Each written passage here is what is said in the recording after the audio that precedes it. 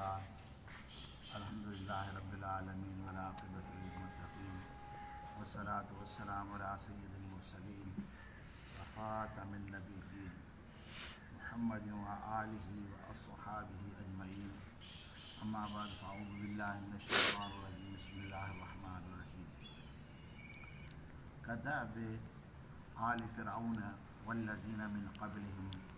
कज़्ज़बू बिआयातिना फ़अख़ज़हुमुल्लाहु बिज़ुनूबिहिम वल्लाहु शदीदुल इक़ाब आमन्तु बिल्लाहि सदक़ल्लाहुल अज़ीम व सदक़ रसूलुन नबीयुल करीम। अल्लाह ताला जी ज़ाते बाबरकात इरशाद फरमायो उन काफ़िरनि जे मुतलिक़ फरमाए त मिसल तरीक़े क़ौम फ़िरऔन जे वल्लज़ीन मिन क़ब्लिहिम ऐं जेके उन्हनि खां अॻु में गुज़रिया कज़्ज़बू बिआयातिना असांजी आयतुनि खे कूड़ो कया, अल्लाह जी निशाननि खे अल्लाह जी आयतुनि खे उन्हनि कूड़ो कयो। फ़अख़ज़हुमुल्लाहु बिज़ुनूबिहिम अल्लाह ताला जी ज़ाते बाबरकात पोइ उनखे पकड़ कयाई सबबु गुनाहनि उन्हनि जे यानी गुनाहनि जे करे ख़ुदा ताला जी ज़ाते बाबरकात जी उन्हनि जे मथां पकड़ थी। अल्लाह ताला जी ज़ाते बाबरकात काफ़िरनि खे तॾहिं पकड़ींदो आहे फरमाए त वमा कुन्ना मुअज़्ज़िबीन हत्ता नबअस रसूला, असां कंहिंखे बि अज़ाब न कंदा आहियूं सभ खां पहिरियों उन्हनि जे विच में पंहिंजे रसूल खे मोकिलींदा आहियूं। यानी अल्लाह जे रसूल जी नाफ़रमानी कयूं, गुस्ताखी कयूं, बेअदबी कयूं, अल्लाह ताला जी ज़ाते बाबरकात फरमाए त पोइ उन्हनि खे पकड़ थींदी आहे। यानी क़ौम जे अंदरि जेके रहनि था उन में सुठा माण्हू बि आहिनि, बुरा माण्हू बि आहिनि। पोइ अल्लाह ताला जी ज़ाते बाबरकात चङाई ऐं बुराई जे लाइ हिकिड़ो ॾींहुं मुक़ररु फरमायो आहे जंहिं ॾींहं ते असां ख़ुदा ताला जे हुज़ूर में हाज़िर थींदासीं। अल्लाह ताला जी ज़ाते बाबरकात चङनि खे चङनि जो बदिलो अता फरमाईंदो, बुरनि खे बुराई जो बदिलो ॾींदो। पर अल्लाह ताला जी ज़ाते बाबरकात हिन आयत मुबारक में इरशाद थो फरमाए त गुनाह पंहिंजी जॻह ते आहे, पर इहो बुरे में बुरो गुनाह आहे जेके माण्हू नेकनि जी बेअदबी कनि था, नेकनि जी मुखालफ़त कनि था। इहो हिकिड़ो वॾो जुर्म आहे, वॾो गुनाह आहे। हिकु त पाण निमाज़ न पढ़े, ॿियो निमाज़नि जी मुखालफ़त करे, हिकु त पाण इबादत न करे, ॿियो आबिदीन जी मुखालफ़त करे, हिकिड़ो पाण चङो न हुजे, ॿियो चङनि खे बुरी नज़र सां ॾिसे, उन जे मथां तोहमतूं हणे, उन ते इल्ज़ाम हणे। इहो बुरे में बुरो अमल आहे, इहो अलाह खे पसंदि न आहे। हा, ईअं थी सघे थो त इंसानु पाण बुरो हुजे पर चङनि सां मोहबत करे त उनजे मथां बि अल्लाह ताला जी रहम थी थो वञे। इहो ख़ुदा जो कानून आहे त पाण बुरो आहे, बेअमल आहे, उन में का कंहिं क़िस्म जी उन में का ख़ूबी न आहे, सुहिणाई न आहे, पर एतिरो आहे जो चङनि जी इज़त करे थो, आबिदनि सालिहनि जो एतिराम करे थो, उन्हनि जी मोहबत दिलि में रखे थो त अल्लाह ताला अहिड़े बुरनि माण्हुनि सां भलाई फरमाए थो। पर हुजे चङो ऐं चङनि जी नेकनि सालिहनि जी इज़त नथो करे, ख़ुदा वटि उनजी पकड़ आहे। त अल्लाह ताला जी ज़ाते बाबरकात इरशाद फरमायो त इहो तरीक़ो फ़िरऔन जी क़ौम जो हो, फ़िरऔननि जो हुयो ऐं उन खां अॻु में जेके गुज़रिया उन्हनि जो इहो तरीक़ो हुयो त असांजी कूड़ुनि खे, असांजी आयतुनि खे कूड़ो कयो। पोइ अल्लाह ताला जी ज़ाते बाबरकात उनखे पकड़ कयाई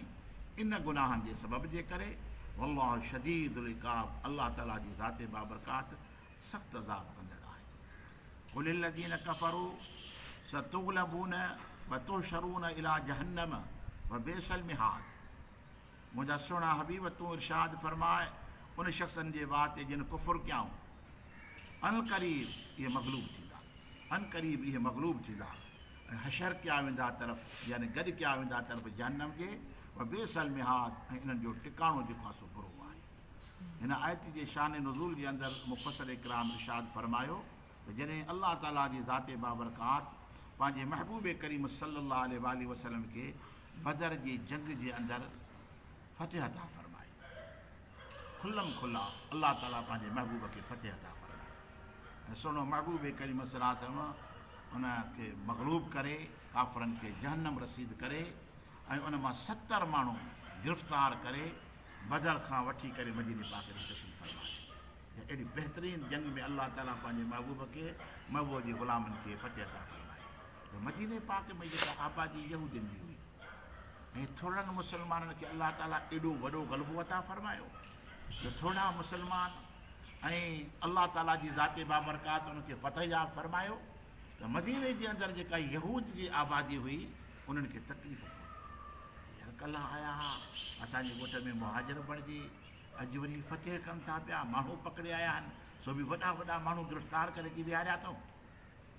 पोइ हिक ॿिए में टाणू हणनि पिया ऐं मुस्लमान जॾहिं मिलनि पिया त पाण खे सुरख़ू करण जे बाद यहूदी नसारा छा पिया चवनि पिया त उन्हनि खे मके वारनि खे जंग जो तरीक़ो कोन आयो उहे तजुर्बेकार न हुया असां सां कॾहिं वेड़ो त पोइ ख़बर पए वञे असां तजुर्बेकार आहियूं यहूदी जेका आबादी मदीने पाक जी हुई उहे अलाह जे महबूब खे कबाइल जा माण्हू मिलिया ऐं साहबनि खे ईअं पिया चवनि अलाए कीअं यार तव्हां फतेह करे आयो मालूम थियो त हुनखे जंग जो तरीक़ो कोन आयो तंहिं करे तव्हां उनजे मथां ग़ालिब थी आयो ऐं मुस्लमान खे जवाबु ईअं पिया चवनि त असांजे वाक़ई जे हुननि खे जंग जो तरीक़ो न हुयो त असां वटि बि कोन हुयो असां वटि कहिड़ा हथियार आहे 8 तलवारूं 2 घोड़ा 313 माण्हू असां वटि कहिड़ो सामान हुजे था पिया पोइ जे कीअं फतेह कयो हुजे असांजे अलाह असांखे ग़ालिब फरमाए असां ख़ुदा जी मदद सां एॾे वॾी ताक़त वारी क़ौम खे ज़ेरदस्त करे ऐं उनखे जहन्नम रसीद करे 70 ॼणनि खे अबू जहल जहिड़ो माण्हू क़तल थी वियो त बाक़ी छा बचियो बाक़ियुनि खे गिरफ़्तार करे असां मदीने पाक में खणी आया आहियूं हीअ असांजे अलाह जी ताक़त आहे हीअ असांजे महबूब मदीने वारे साईं जी दुआ आहे जंहिंजी बरकत सां अलाह असांखे फतेह नथी फरमाई आहे पर हू पाण खे सुरखरू करण जे वास्ते पंहिंजे कंध खे पंहिंजे कद खे वधाइण जे वास्ते जंहिंखे असां वॾा जंगी माण्हू आहियूं असां वॾियूं जंगियूं कयूं आहिनि हुननि वीचारनि खे कहिड़ी ख़बर हुननि न ॼाणनि जंग में तॾहिं त तव्हां खां शिकस्त खाई आहे न बाक़ी असांजे मुक़ाबले में ईंदो त पोइ ख़बर पवंदो कॾहिं त अलाह ताला जी ज़ाते बाबरकात हीअ आयत मुबारक इरशाद फरमायो त कुलिल लज़ीन कफ़रू मुंहिंजा सुहिणा हबीब इन मुनकरनि खे चओ सतुग़लबून अन क़रीब तव्हां मग़लूब थी वेंदव वतोशरून इला जहन्नम ऐं गॾु कया वेंदव जहन्नम जे तरफ़ वबेसल मिहाद इहो टिकाणो बुरो टिकाणो जहन्नम आहे अलाह ताला जी ज़ाते बाबरकात पंहिंजे में त तव्हां बि अनक़रीब मग़लूब थियण थी वेंदव छो जो हाणे दुनिया जे तख़्ते ते रहंदो त सिर्फ़ु इस्लाम ई रहंदो जेको सभिनि जे मथां ग़ालिब आहे ऐं अॼु बि ग़ालिब आहे अॼु बि दुनिया में इस्लाम ग़ालिब आहे साईं सॼी दुनिया जो कुफर जेको ॿीण ते आहे टीण ते आहे मुस्लमान जे मुक़ाबले में सभ जी नज़र मुस्लमाननि जे मथां सभु डिॼनि था पिया त मुस्लमान अलाए छा कंदा हिन जो इरादो कहिड़ो आहे माना अॼु बि पूरी दुनिया जे मथां अलाह ताला इस्लाम खे ग़लबो अता फरमायो आहे जंहिं जंहिं मुल्क में मुस्लमान रहनि था पंहिंजो कंधु मथे खणे रहनि था पिया ऐं कॾहिं बि उन्हनि जी ग़ुलामी क़बूल नथा कनि ॾिसो फ़लस्तीन खे 50 साल गुज़री विया आहिनि 60-70 साल गुज़री विया आहिनि जंग लड़ंदे बेहथियार त अॼु ॾींहं ताईं पंहिंजो कंधु झुकाइनि नथा ग़ुलामी खे क़बूल नथा कनि कश्मीर में तव्हां नज़र कयो 70 साल कश्मीर में गुज़री विया आहिनि ऐं अलाए केतिरा लख हिंदुस्तान जी फ़ौज पंहिंजी ताक़त हलाए थी पई अलाए केतिरा शहीद थी विया आहिनि पोइ इन जे बावजूदि हिंदुस्तान खे जेकॾहिं ख़तरो आहे त कश्मीरनि मां ख़तरो आहे इहो छा इस्लाम जो ग़लबो आहे न अलाह ताला इस्लाम खे हर सूरत में ग़ालिब फरमायो आहे ऐं पूरी दुनिया जे कुफुर जी नज़र जेका आहे मुस्लमाननि जे मथां आहे त इहे ताक़त मुस्लमान आहिनि सभ खां कुवत वारी क़ौम जेका मुस्लिम क़ौम आहे छो जो अलाह ताला जी ज़ाते बाबरकात क़ुर पाक में इरशाद फरमायो त मुंहिंजा सुहिणा बि इहे जेके ॾाढो था हणनि उन्हनि खे चओ त सतुग़लबून अनक़रीब तव्हां बि मग़लूब थी वेंदव मुस्लमाननि जे अॻियां का ताक़त बि न सघंदी थियो बि ईअं अलाह ताला जी ज़ाते बाबरकात पूरी सल्तनत मदीने जी पंहिंजे सुहिणे महबूब खे अता फरमाए जेके पुराणा माण्हू मदीने में वेठल हुया उन मां हज़ारे त मुस्लमान थी साहिब रसूल बणिजी विया बाक़ी जिन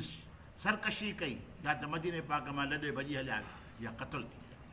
यानी अलाह ताला जी ज़ाते बाबरकात इस्लाम खे ग़लबो अता फरमायो आहे ऐं जेको बि मुस्लमाननि जे साम्हूं इस्लाम जे साम्हूं पंहिंजी गर्दन फराज़ा करे थो पियो ऐं पंहिंजी बहादुरी खे ऐं पंहिंजे हरबनि खे माण्हुनि जे अॻियां पेश करे थो पियो त असां में हे सलाहियतूं आहिनि पर इहे सभु ख़ाक में मिली थियूं वञनि हुननि जा एटम बम कमु नथा कनि जॾहिं उहो टाइम थो अचे वक़्तु उनजो हौसलो कमु नथो करे उनजो अकुलु कमु नथो करे छो जो मुस्लमान में जेका अलाह जे महबूब जुरत पैदा कई आहे बहादुरी जेका पैदा कई आहे उहा जेको हौसलो अलाह जे रसूल असांखे अता फरमायो आहे इन जो मुक़ाबिलो केरु नथो करे सघे सिर्फ़ु जिस्मानी कुवत हथियार कुवत इन जी न आहे हिकिड़ो नज़रियो आहे हिकिड़ो हौसलो आहे हिकिड़ी सोच आहे उहा मुस्लमान जी सभ खां वधीक ताक़त वारा हा जिस्म सां जेकॾहिं मुक़ाबिलो कजे हा न जिस्म सां त पोइ त वॾे जिस्म वारा माण्हू हर जॻह ते ॻाल्हि हुजनि हा पर हीउ हिकिड़ो अक़ीदो आहे जेको मुस्लमान खे क़ाइमु रखे थो पियो जेको पंहिंजे अज़म खां पोइ हटे ई कोन थो पियो छोजो पोइ मोटे त बि ग़ालिब आहे अॻिते वधे त बि ग़ालिब आहे अल्लाह ताला जी ज़ाते बाबरकात फरद सुहिणा हबीब इन्हनि खे तो इरशाद फरमा त ॾाढो नाणो हिन वटि दुनिया जे अंदरि जेकॾहिं ग़ालिब रहंदो त मिठड़े मोहम्मद जे करीम सलाह जो दीन इस्लाम ग़ालिब रहंदो दुआ आहे त अल्लाह ताला असांखे सम्झ ऐं हुनजे मथां अमल कंदो